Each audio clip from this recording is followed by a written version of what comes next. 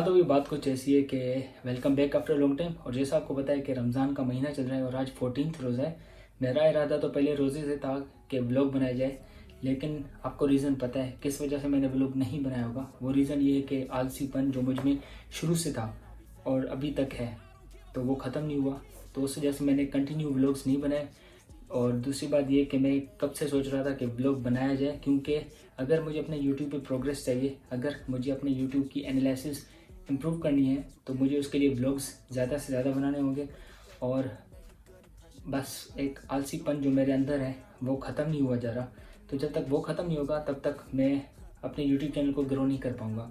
तो बस उसी वजह से मैं ब्लॉग्स बनाने की कोशिश कर रहा हूँ। और दूसरी बात ये कि जब से मैं डर की शिफ्ट हुआ हूँ, बस व्लॉग बनाने का दिल नहीं करता, क्योंकि पहले कराची में होता था तो दोस्तों के साथ बाहर निकलता था, यूनिवर्सिटी जाता था, घूमते फिरते थे, तो इस वजह से व्लॉग बनाता था।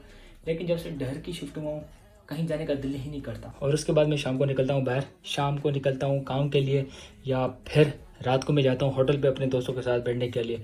तो बस ये मेरी रूटीन होती है। दोपहर को कोई काम हुआ घर का तो हो गया, वरना बस ऐसे ही घर पे रहता हूँ। और यहाँ के रोड की हालत इतनी बुरी है कि घर से कसम से दिल नहीं करता निकलने का, क्योंकि रोड इतने बुरे लगे पड़े हैं। उस पे मट्टी इतनी होती है कि बंदा बाहर जाता है तो वापस सफ़ेद होके आ जाता है, जैसे कोई अपनी चूना लगा लियो अपने चेहरे पे। तो ये हालत होती है हमारी ढरकी के रोड की। तो बंदा निकले भी ना, तो उसके अलावा फिर बंदा करे क्या सारा दिन घर पे। तो बस इस वजह से मैं व्लॉग नहीं बनाता। लेकिन मैं कोशिश यही करता हूँ कि अपना एक खुद का कंटेंट बनाया जाए।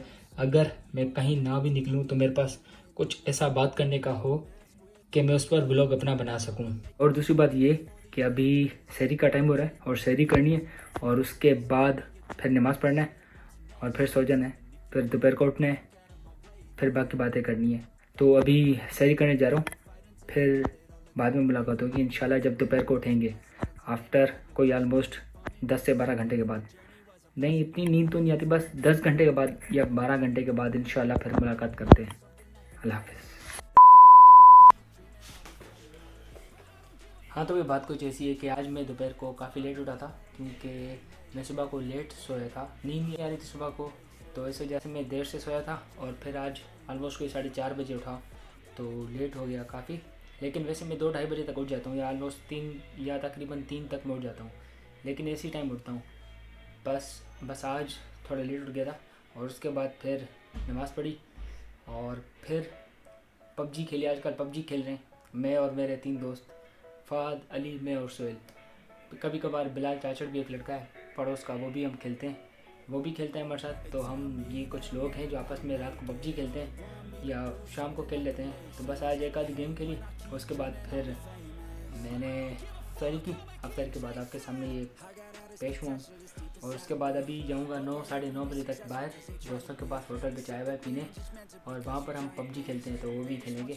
तो अगर आप में से भी कोई खेलना चाहे तो बता देना, आप कमेंट कर देना, फिर आपको मैं आईडी दे दूँगा और फिर हम पबजी खेलेंगे साथ में मिलके। मुझे इतनी नहीं आती, पहली बार मैं मतलब इतनी ज़्यादा खेल रहा हूँ, वरना मैं जितने सीज़न हुए बस ब्रॉन्ज़ या सिल्वर तक गिरा हूँ। इस बार थोड़ा इम्प्रूव हुआ है, तो बस ही चल रही है। वरना हर रमज़ान हम रात को क्रिकेट खेलते थे, लेकिन इस बार वो लोग नहीं है जिनके साथ हम क्रिकेट खेले करते थे, इस वजह से हम क्रिकेट नहीं खेल पाए थे इस बार। तो इस बार हमने पबजी खेली और जम के खेली। तो फिर बाकी बातें फिर करेंगे। अच्छा, अभी मैं जाऊँगा थोड़ी देर में बाहर, और उससे पहले बाहर बैठूँगा घर वालों के साथ, तो फिर मिलते हैं थोड़ी देर बाद।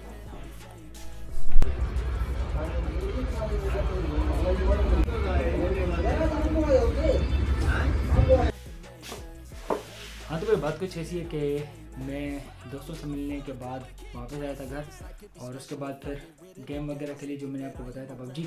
तो उसके बाद मैं अभी शहरी में, अगले दिन शहरी पे मैं ये ब्लॉग कंटिन्यू कर रहा हूँ। और कल रात को हम जैसे चाय शाय पी थी, चाय शाय पीने से पहले हमारा प्रोग्राम बन गया था कुछ खाने का। तो हमने सोचा क्यों ना दी पिज़्ज़ा हाउस का बर्गर ट्राई किया जाए, क्योंकि अली मेरा जो दोस्त है उसने तारीफ़ की थी कि इसका जिंगर उसने कुछ दिनों पहले ट्राई किया था, तो उसने कहा था बहुत अच्छा इसका जिंगर है। तो हमने सोचा क्यों ना उसका जिंगर ट्राई किया जाए। तो हमने उसका जिंगर ट्राई किया और काफ़ी अच्छा था, उसका टेस्ट काफ़ी अच्छा था, मतलब बहुत अच्छा लगा था उसका टेस्ट। और जैसी उसने तारीफ़ की थी बिल्कुल वैसा ही था, और खाने के बाद अच्छा लगा, क्योंकि डर की में ऐसी चीज़ बहुत कम है।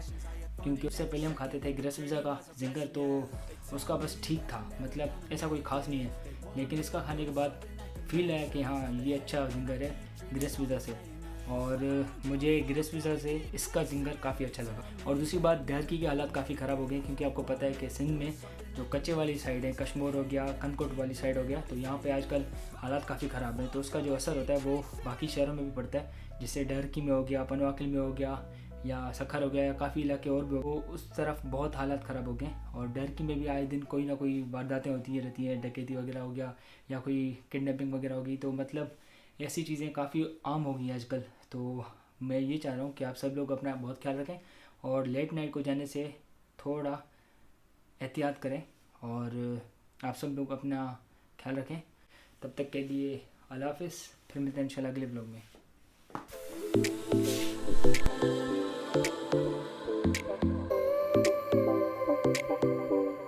सोचता हूँ फूड व्लॉग बनाने के लिए बाहर जाऊँ, फिर मैं सोचता हूँ कि काफ़ी लोग ऐसे होंगे जो मुझे देख के यूँ करेंगे ही।